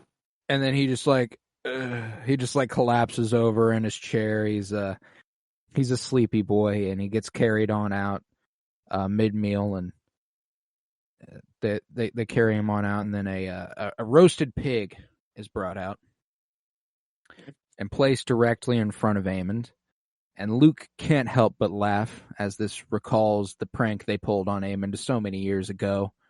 Can they really laugh, though? Dude has Vhagar. Honestly, it's more of a power play for Aemon for that pig to be placed there. Remember when you guys brought me a pig? Remember? Yeah, I got fucking Vhagar now. I was watching this and I was like, oh, Luke fucking A. And this is what proved that not only has the hatred in Aemond and Aegon been so instilled, but Luke is also aware of who a potential threat to their legacy is. And it's Aegon and Aemond. And he's ready to have beef, He can't help but giggle. Or some pork. Aemond goes ahead and slams the table and offers a toast to Jace, Luke, and Joffrey. These great young men who are growing up to be smart and strong. And Alicent goes, Aemond. And he's like, no, it's a compliment. It's a compliment. These are 3 strong boys. And it's not very subtle here on Aemon's part. Jace goes, say it again. And a nice little hearkening back to Harwin beating Kristen's ass in the yard. Because it was when Kristen says something, Harwin goes, say it again. And then he does, and he beats his ass for it. Jace takes after Pop. Say it again. And he does. So he quickly throws him a good old punch. They quickly throw down, but Aegon pins Luke to the table. Everybody gets pulled up, backed off, and Daemon steps up and just stands there and looks at Aemon and goes, like, come on now, man. You know you don't want it. You know you don't want the smoke. Come on now. Get the fuck on out of here. You know you're just cosplaying me, right? I mean, Aemon, he is badass in his own right, and he's stepping up, like he's beating Kristen, and whether that's just to be like, fuck Kristen, and like they're just actually demeaning him now, which is awesome. But like, I think it's to show that Damon actually has some skill. But he's like, yeah, Well, he no, has you the chops, no doubt. still can't touch Damon. Like, You're not touching it. I saw someone tweet earlier, and this is just like I tweeted like last week, like the mental gymnastics people will go to like defend or ride for their favorite characters in the show is nuts. Someone genuinely thought it was like at Greens HOTD, so like they ride for the Greens. They said wow. you can see the fear in Damon's eyes about this scene. I'm like, what the fuck are you watching? I'm like, you are just blatantly ignoring what's on screen for whatever reason. Whenever he's standing in front and like, Yeah. Stone face as fuck. what? Yeah, I'm sure he stepped up in front of him because he was scared of him. That makes sense. You fucking media illiterate fuck. Wow. I added them and everything, so. But Allison quickly runs to the princess's side, being like, Rhaenyra, lamenting when Rhaenyra says it's best for her family to go back to Dragonstone. She's like, I think it's best that we go ahead and get going. This shit's clearly not going to work out. And Allison's like, no, please. Like, come on now, stay. We just figured this shit out again. Don't go. And then we get a nice little paralleling shot to what happened earlier, whereas this scene started with them, with a gap between them, the scene ends with them face to face again. The gap now closed, and she says she'll return on Dragonback after she sees the kids home safely. She's like, I'll come back. I got this. Oh, didn't Helena have like another little? Yeah, she slid something in here. Oh, it was beware of the beast beneath the. Oh yeah, beneath the boards, like beneath the floor. Okay, a dragon there. Beware the beast beneath the boards, and then she gives a toast. Dude, her Layla toast and Rhaena. was shit too. They'll be married soon. He won't pay much attention to you. Mostly, he just ignores you, except sometime when he's drunk. Yeah, it's like, oof. Yeah, Helena deserves better, man. Poor Helena. I really like Helena. She's a good chick. And being married to Aegon. What is going on with her though? What is her deal? She's a dreamer. But like, what does that mean? What the heck does that really mean? Hey man, I'm gonna go ahead and I'm gonna prepare you to not find out. Game of Thrones is notoriously putting forward a bunch of mystical shit that they have no interest in explaining how it works. The White Walkers, what does the spiral mean? Doesn't fucking matter. Doesn't matter. They just like making art out of people's dead bodies, apparently. Like, I just don't think we're going to find out what it actually means to be a dreamer, why people have dreams. I think it's just... You're right. It just is, like, and it doesn't absolutely suck, but it sucks a little bit. You're like, I want to know how it works. But I feel like they're leading up to some big drop where it'll be like, oh, it frames Game of Thrones different somehow. Like it's something that like the season finale, I don't think will just be like an impact on the season and be like a big cliffhanger or whatever it happens to be. I think it'll be like, I don't know, like, oh, this is that, Jon Snow, the prince that is promised the Song of Ice and Fire. Something, I don't know. I don't know what it's gonna be, obviously. But we do have a little bit more here as far as the succession and time between things. The Mad King was Aegon the Fifth, and Jon was Aegon the Sixth. We've already got 3 Aegons. There's only one more Aegon before the Mad King. Wow. So like we're nearing, like, because I think if it's been like 22 to 26 years, we're less than 150 years out from the birth of Daenerys Targaryen. And let's not mince words, the Mad King looked old as fuck in those flashbacks. It was the death of the Mad King and the birth of Daenerys. They said like those happened at the same time, which essentially, yeah. No, he was old. He was old as fuck when Jaime killed that dude. Yeah. Yeah, he was not looking good, but it was nice to see Alicent and Rhaenyra close again. Them being like, yeah, I'll come back. It'll be good. It'll be like nothing ever happened. And Alicent takes Rhaenyra's hand and says both she and Viserys will be happy to have her back. And it's like, oh, one last sweet moment. Because later that night, the king is moaning in pain. Alicent attends to him, and he starts, Rhaenyra. And she's like, no, not Rhaenyra. And he's like, Aegon's dream, the prince that was promised. Queen's like, what the fuck is this? And he says, you are the one. You must do this. She seems to come to some sort of realization.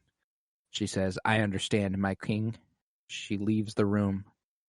And he definitely thought he was talking to Rhaenyra. And then Viserys reaches into the darkness for someone that only he can see. A tear falls from his remaining eye. He lets out one last breath. Something of like a relieving exhale, like finally. He says, my love. As the scene goes black, seeing Queen Emma for the first time in 20 years. And I was crying, bro. I was like, oh man, that was a way to end this fucking... I got chills talking about it here. I'm crying, and I'm also like, no.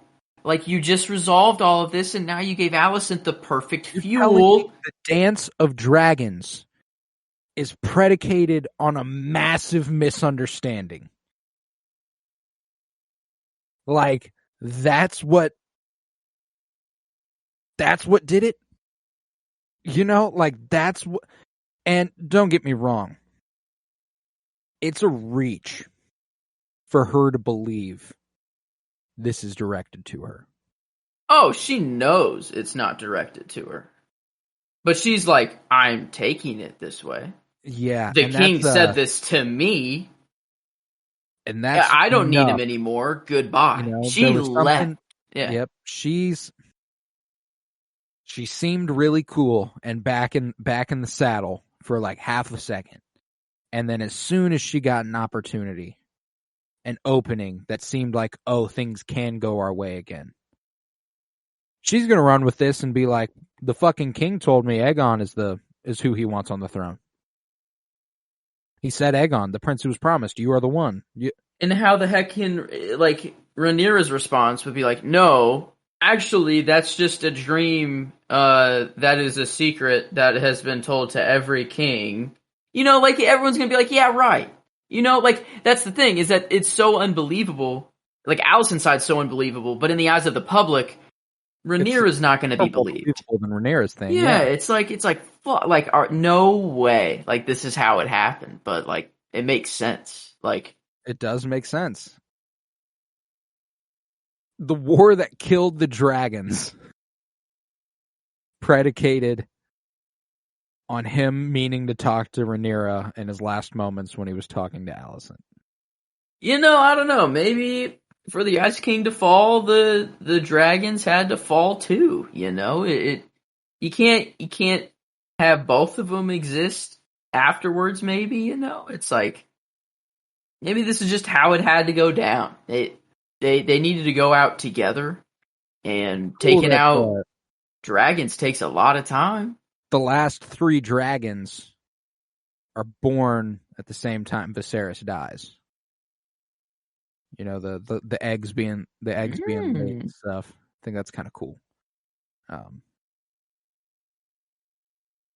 It is interesting that, like, he thought he was talking to Rhaenyra, and like I guess Rhaenyra asked him like, "Is it all true?" You know, like I guess she did like kind of legit ask him, and then this was just his responses to like, "Yeah, it's true. You need to do it." Yeah. But I don't know. It's like his dying words. Like I feel like it's more of like not Rhaenyra, you need to lead. I think it's like no, this dream is like he knows something else. I don't know. Like there's something else that solidifies it to be true. Like he's not just going off word of mouth. Like there's something else, and it focuses in.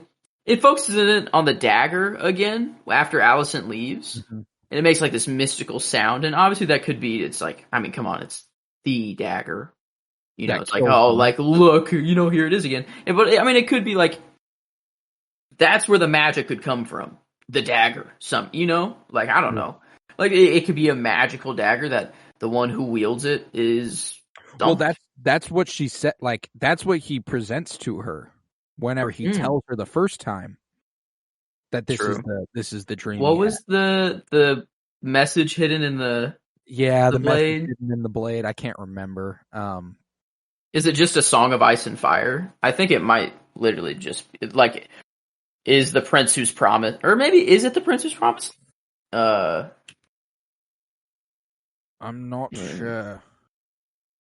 And Aegon's is it Aegon's blade? Was it like Viserys's dagger? What would you? I guess. Okay, let's see.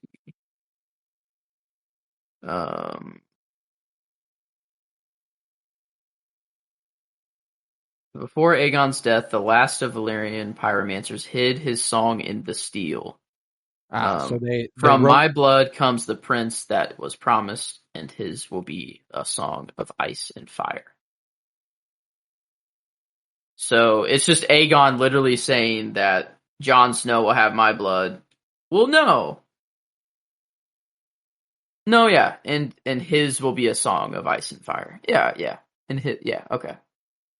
Well, yeah, and people have, like, I remember when people first heard that, they were pressed because, you know, Arya kills the Night King. And, but I think that's short-sighted. Almost, you know, like it's like I don't know who sets Arya on the path, who gives her first sword, who is leading the army, who is, you know, like Arya kills the Night King. It goes down in history that Jon killed, that Aegon. I still don't know what to call him, man. You know, like I feel like Jon is disrespectful, but also it's more respectful to call him Jon because he's not Aegon. Yeah. Anyway, enough about Game of Thrones, you know. But I don't know. They're leading more into it. It seems, but I don't know if they'll ride the season finale on banking that you've seen Game of Thrones. You know, actually, they probably won't do that because. I mean, it wouldn't surprise me if they did, though. But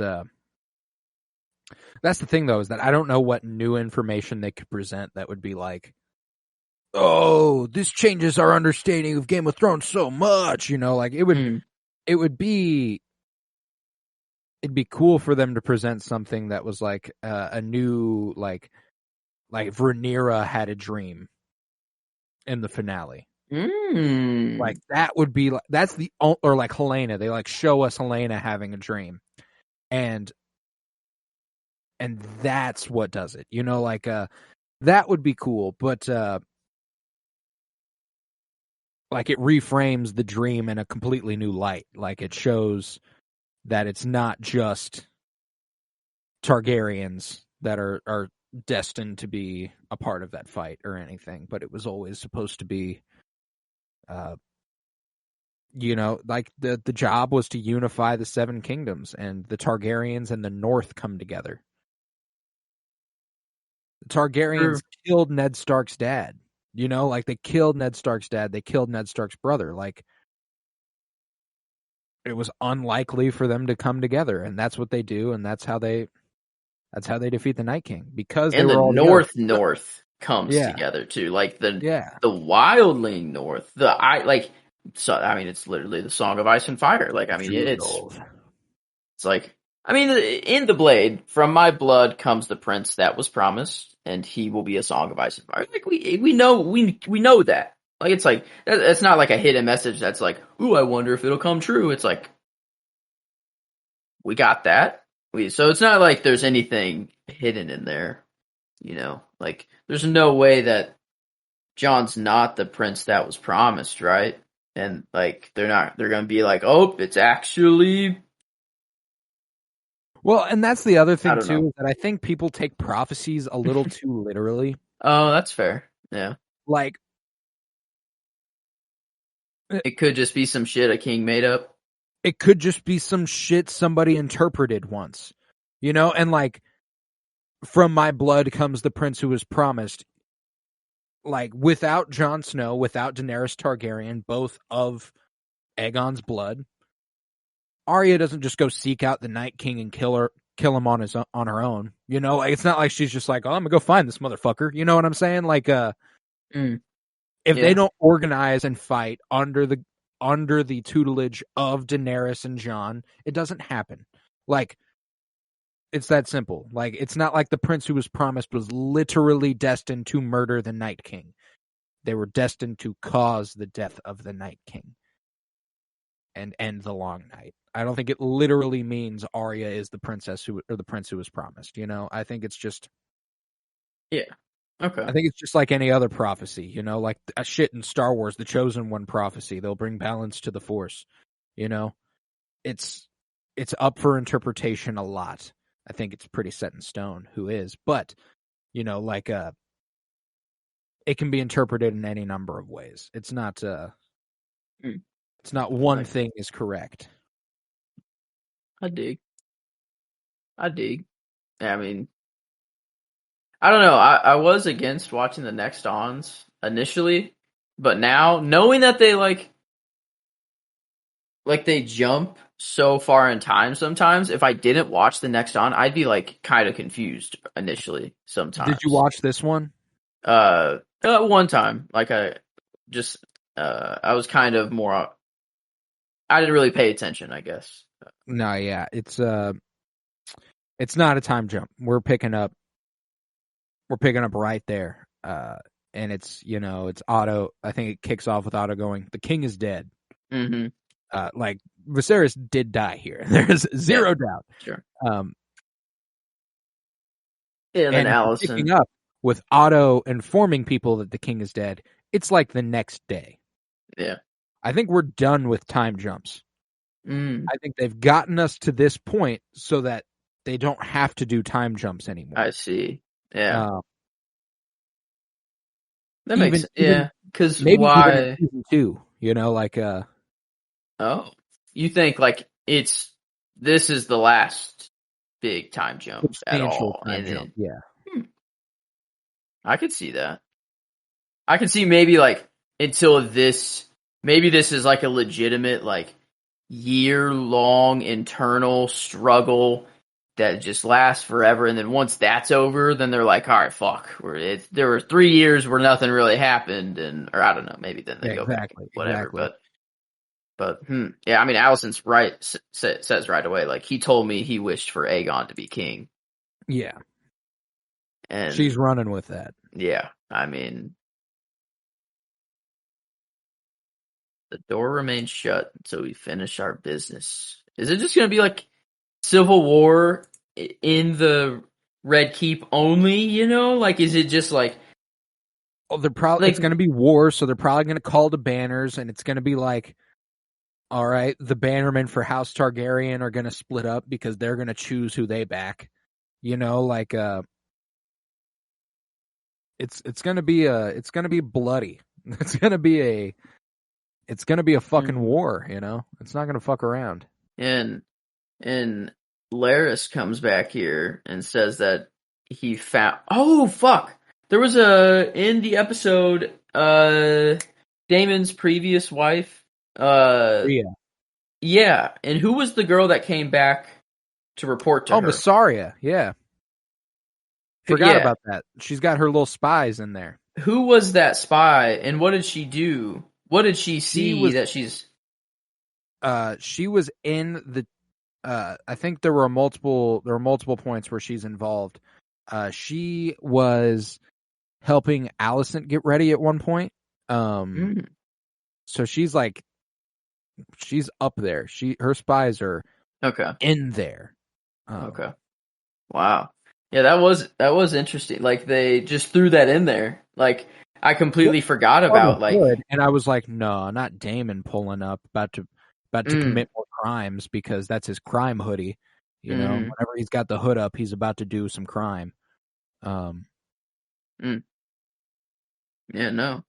Nope, wasn't that. It was just more spies. Lara's coming back, saying, I found out something you should know, talking to Allison. And then it flashes to a bastard baby. With white hair. That's an Aegon's kid. Oh. For sure. Not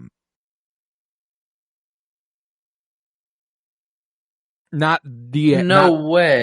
Not the kid that was conceived in the sexual assault. I think. Oh yeah, Aegon, obviously this kid is old. Yeah, he's like older here, and there's no time. Yeah, obviously no. I think Aegon. I think very early on, and like within the last 10 years, probably the last 5, Aegon's been fucking around. He had a baby. He's got a bastard child out there. I think that's just how it is. Okay. Yeah. Wow. Because he's the only one who I can conceive of it being. I got to think that's it. Things I'm looking forward to. Looking forward to Daemon and Aemon's inevitable fight. They're going to face off at some point. It feels almost certain. Is this the dragon pit or arena or what? Like, where they're all walking This is what is like in ruins, and where like the last very end of Game of Thrones where Bran and like all of them are like at the very end, right? Like, yes. But it's in like, it's open to the air. But this is okay. Man. Yeah, like where we saw them like bring the pig to Aemond and stuff. That's like basically right where they were sitting when they were like, all right, who's going to be the next king? And is that just, do they call that the dragon pit? Or like, is there a name for it? Pit, yeah. Okay. What's going down in the dragon pit, dude? Everyone's going there. Like, everyone. Like, the town. Yeah, everybody's flooding to the dragon pits. Maybe it's like some sort of gladiator situation. Trial by combat. Aemon versus Daemon. Trial by combat to determine who the heir is. Rhaenyra or Aegon. Aegon selects Aemond as his champion. Rhaenyra selects Daemon.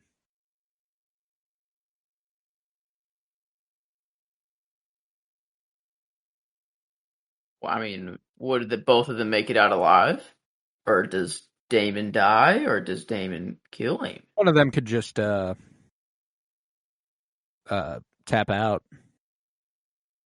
Or Aemon's going to lose both his fucking eyes. Champion Kristen Cole, he dies. Embarrassingly. In front of everyone. No, I like the idea of him fading into nothing. But, I don't know. I guess any predictions you want to put down? Anything you're feeling confident on? Helaena and Aemond will have an affair behind Aegon's back. Ooh.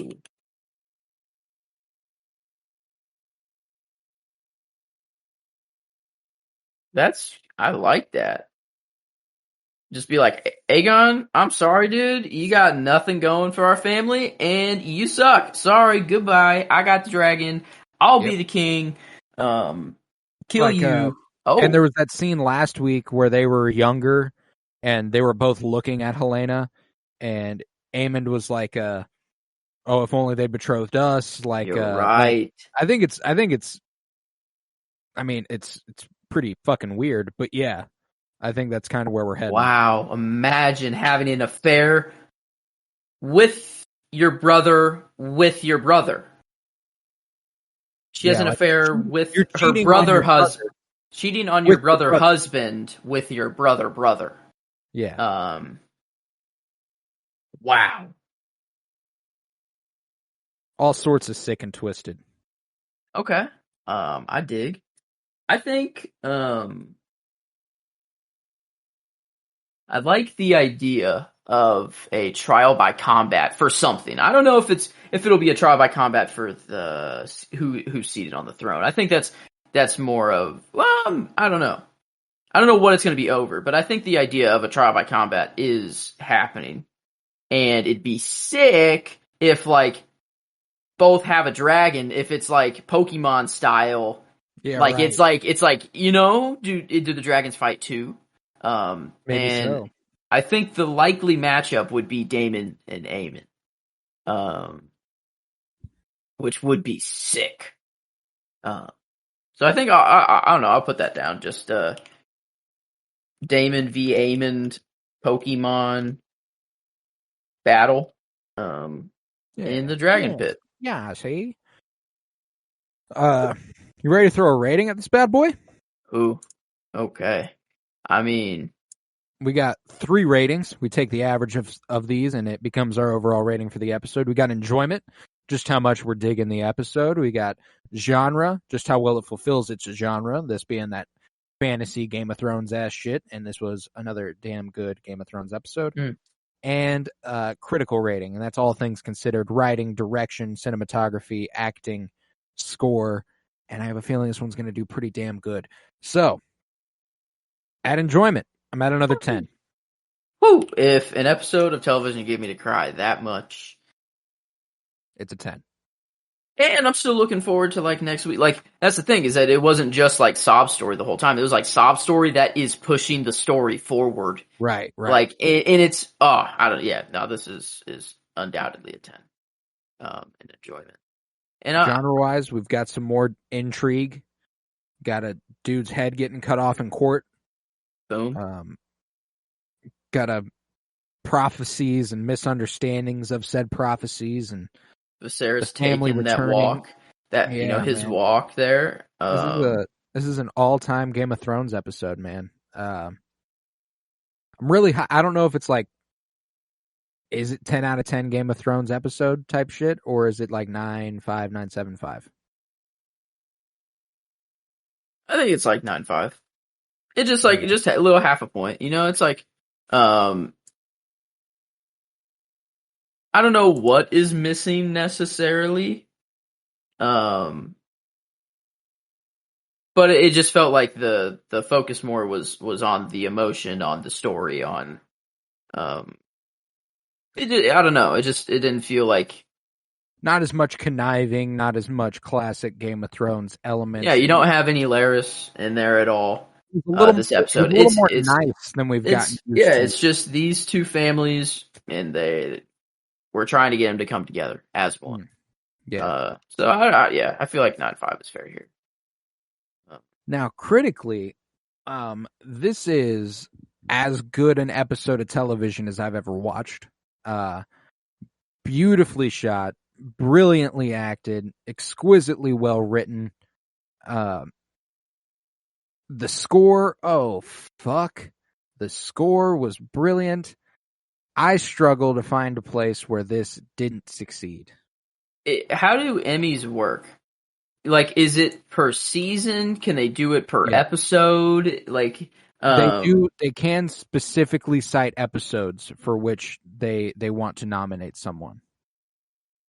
Like, is there an award specifically for like best single episode, or like is it House of the Dragon won an Emmy and this episode is why it won? Or I'm pretty sure like best writer nods can go, because it's not like it would just go to Ryan Condal for being the showrunner.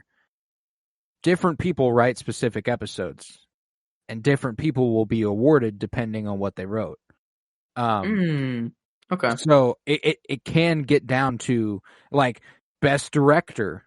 Like this one was a fucking fantastically directed episode, and this one was directed by I believe it was here, let me pull it up for you. I don't want to butcher the name. This one was directed by Geeta Vasant Patel. And she fucking killed it. Like, this was really, really good. This episode was written by Eileen Shim, who hasn't written a lot of episodes. So, like, if there was going to be a nominee for this episode, it would be Eileen Shim, and it would be Geeta Vasant. Patel? Geeta Vasant Patel, yeah. Damn. Yeah, it's unbelievable that this is just like just an episode of television. I don't know. It feels like it's, I don't know. I can't find any reason to give it less than a 10. I can't either, man. I can't either. I have no doubts about it. It does shake the episode out to be a 9.83, which is below last week's episode. I just think last week had more like it was just so much more obviously the fantastical Game of Thrones shit, you know. Like, I that's feel like true. I think a tiny step back in that regard. I think overall last episode is just that little bit better. Like, it's yeah, okay. That makes sense, actually. Because I was like, I think I was debating on whether I liked this episode more or last episode. And that's the thing, is that they're both 10 out of enjoyment. So, like, they're both fucking great episodes. They're for different reasons that they're good. Yeah, that's why the average is always important. You know, like, it's not like like we ultimately came to the conclusion that this episode is better crafted, critically a better episode, but because it didn't have as I would say stark a conflict as last week, like stark, pun intended, but like the conflict last week was much more plain to witness. Like, it was like, oh yeah, we know what like, this is, they're at odds with each other. And I think whenever everybody's at odds, it feels a little bit more Game of Thrones than when everybody's being mostly nice. You know, we get a lot of sweet scenes in this episode, and while I fucking love it and it results in it being a 10 in enjoyment, it does happen to make it feel a little less like Game of Thrones. Not by a lot, but by that tiny, tiny bit, because like you said, it ends up being, what, 1% less than last week? Yeah. Yeah. We've got a 100%, a 99%, and a 98% in this series so far. So damn. That's pretty strong. Yeah, IMDb gives this episode a 9.6. It was at a 10 for a while. I saw, like, on Twitter. I mean, back when it had like 200 reviews or something like that, you know. It has 12,000 now, so I mean, a 9.6. That's enough. That's a lot. Yeah, that's enough now. I think that's the highest. The previous episode, Driftmark, was given a 9.3 on IMDb. Gotcha. So I guess you'll find that better. But as far as every other episode has been in the 8s. This episode, we had episode 5 as our best episode yet. So yeah, that's the closest one. That's an 8.9 on IMDb, which what the fuck's going on? I think that's a perfect episode of television. Like, you look back and it's a perfect Game of Thrones episode. It was so well crafted. Claire Kilner absolutely destroyed it. Like, I look back on this series and that is just such a fucking highlight of an episode. I guess that one does have nearly 40,000 reviews though, and gotcha. This episode has only 13,000. So, I mean, it could take a little time, but I mean, we're eating, we're feasting. I mean, like, it doesn't really matter if one is better than the other. Like, they're all good and they're all in one season. You know, it's like this season of television's been fucking crazy good, just absurd. But you got any parting thoughts here for Fire and Bloom, episode 108? Nope. I just want to point out my previous prediction that Boot Boy Laris isn't actually a Boot Boy, and is a slithering little sneaky assassin boy. Oh, you think so? I want to point that I have a feeling it's going to come up and it's going to be shown soon. Okay. But I called that out. When did I call? Oh, Laris's first boot appearance. isn't for real. Yeah. But I don't know. I just want to call it out again. I thought it was coming this episode, not going to lie. Whenever the hooded figure was sneaking back to the whorehouse, I thought that was him. I thought that was him, and we were going to be like, because it focused on his boots first, on the feet for some reason. Yeah. Anyway, that's all I got now. Gotcha. All right. Well, then with that, we conclude this episode of Fire and Bloom, a House of the Dragon podcast by us, the Penny Bloom podcast. If you would, head to patreon.com/KoroBloom, where you'll find over 50 hours of exclusive content, including all sorts of book reviews, comic book pull lists, movie reviews. Me and Joe are planning out our 52-year journey through film awards over there, just like over 7 hours of content dedicated to that alone. Worked on re-rating our 52-year journey through film on the 10-point scale, and that's available for the 70s and 80s now over on patreon.com/KoroBloom. So please go check that out. Be a big help. That's COROBLOOM. If you would, head to Twitter, follow @PennyBloomPod, follow on Instagram @PennyBloomPodcast. Leave a 5-star rate and review wherever you're listening. And if you're fucking with me and Joe, come back Wednesday for the Andor after party where we're covering Star Wars Andor. Go ahead and catch up with the series, catch up with us, and tune in for episode 6 this week. And then on Friday, we continue our 52-year journey through film, and this week brings us to The Rise of the Planet of the Apes. So that's what we'll be reviewing there. Cannot wait for you to hear that and for us to keep pushing forth with this 52-year journey through film. It's been so much fun. I can't wait for you all to hear what we've got in store for you. But I was Colton Robertson. I was joined by Joseph George. Thank you very much, homie. Oh, thank you for having me. It's always a pleasure to be here. Oh, and it is always a pleasure to have you. And remember, peace, love, and bloom.